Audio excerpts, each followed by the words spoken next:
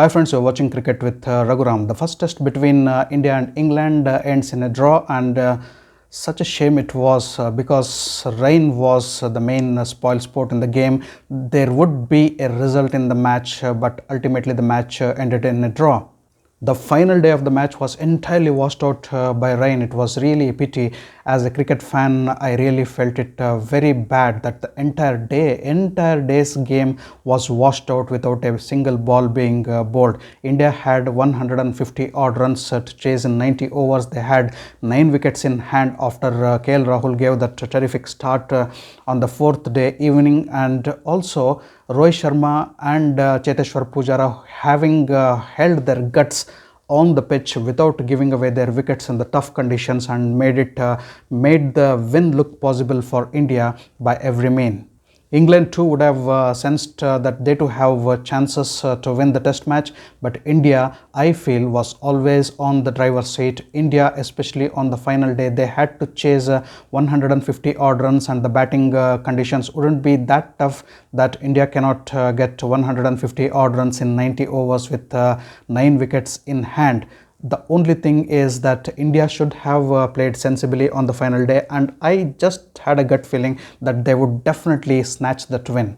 I wouldn't tell India lost the opportunity of winning this particular test match, but it was rain which denied India a chance of winning this test match and going 1-0 in the series. I felt bad. I felt really bad because India had done all the good work and they really deserved to win this match. And could England have won the match? Yes, of course they could have won the match if they would have bowled tight to the plan and also to the line and length on the 5th day and grabbed early wickets of India, put some pressure on Indian batsmen, exposed the tail, and hope that India did not get those winning runs. But since it was a test match, either of the result would have come: India winning the match, England winning the match. But I didn't see a draw because it was only a matter of 150 runs, whether India would get it or England would stop India from getting those runs. So draw was never on cards. Coming to the flashback of what happened in the match, let's go to the day 1 where England batted first, and England were eventually bowled out for 183 runs, and that was a terrific bowling performance by all the Indian bowlers.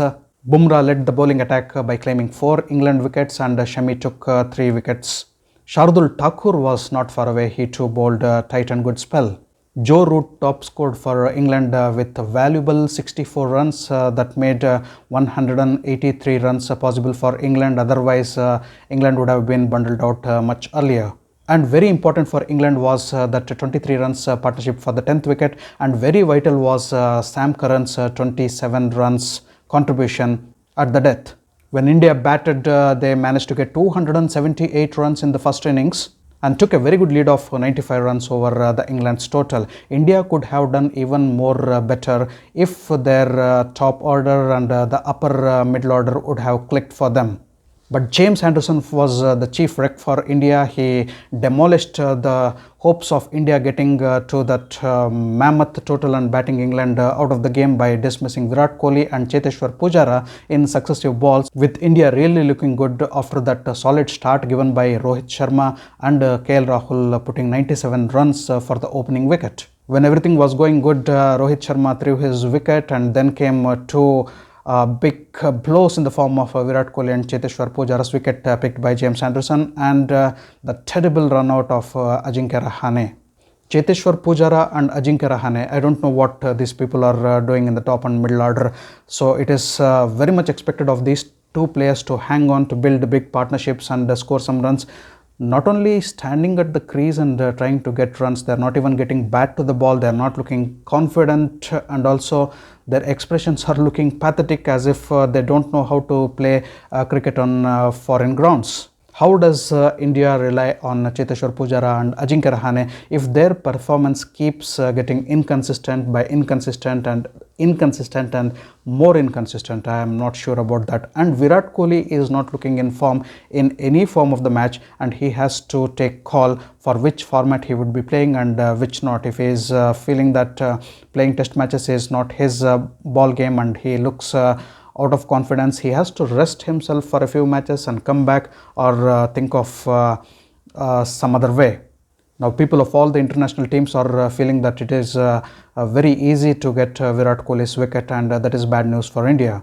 And having said that, we know how good a player is Virat Kohli. In his form, he can destroy the opponents single-handedly. He is a match beginner, he is a match carrier, and he is a match finisher all by himself. Virat Kohli is a brand name of cricket, be it test match, ODI or T20 format. He is a demolisher at any time. He is a destructor. He is an awesome player.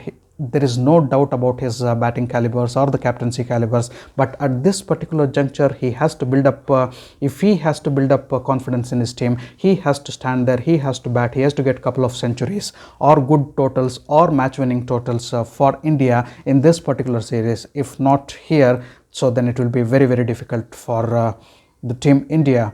Luckily for India, the tail wagged with Jasprit Bumrah becoming the surprise hero, getting 28 quick runs for India at the last. Rishabh Pant, Shami and Siraj too chipped in with some useful runs for India. Ollie Robinson was terrific with the ball, and he was the pick of the bowlers for England. He took 5 Indian wickets while James Anderson took 4 wickets.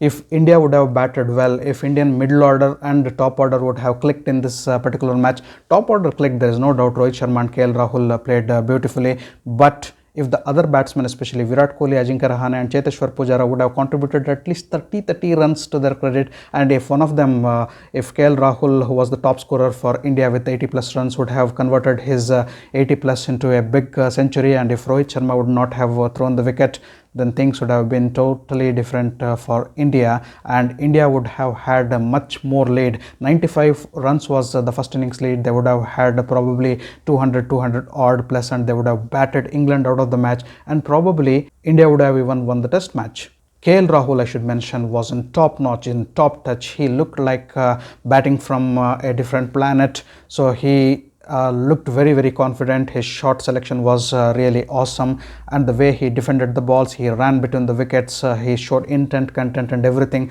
Apart from the other Indian batsman was showing some special characteristic features of KL Rahul, that he is a really good test player. 84 runs was what KL Rahul scored, and he really deserved that big 100. KL Rahul showed that there were no demons in the pitch, and the batting conditions were not as bad as the other batsmen were showing it to be. But in fact, we need to see the other part also. Robinson and James Anderson were bowling at terrific length, and once they got that first wicket, they bounced back into the match. So they grabbed those 2-3 quick wickets and put a lot of pressure on India. And I should mention the contribution of Sir Ravindra Jadeja. He scored 56 runs, and weren't these runs very valuable for India? So I would put it this way: KL Rahul held the top order and scored good runs for India, and Ravindra Jadeja held the middle order and scored again good 50 for India, and at the tail it was Jasprit Bumrah who got those valuable runs that made India get that vital 95 run lead over the England's total. In return, England scored 303 runs in their second innings, and that left 208 runs for India to win. And seeing the depth of Indian batting order, that was not a difficult job to get 208 runs. 208 runs with the entire day, that is the 5th day, and almost more than one session on the 4th day left to get those runs, shouldn't have been very difficult for India. But who controls the weather? Who controls the climate?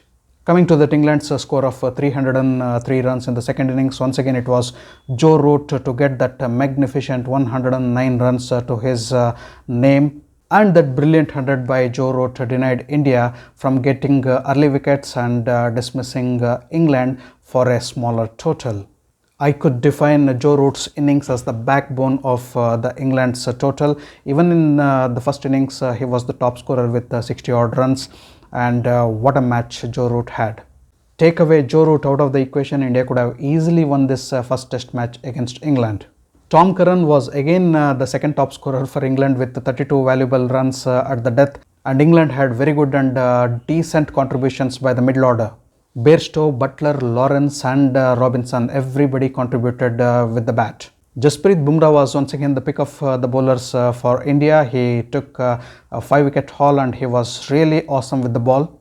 Shami and Shardul too bowled brilliantly and took 2 wickets each. I spoke about Cheteshwar Pujara's form, I spoke about Rahane's form, I spoke about Kohli's form. I missed out speaking about Rohit Sharma's form. What form is Rohit Sharma in? So can India really rely opening the batting with Rohit Sharma? I really doubt.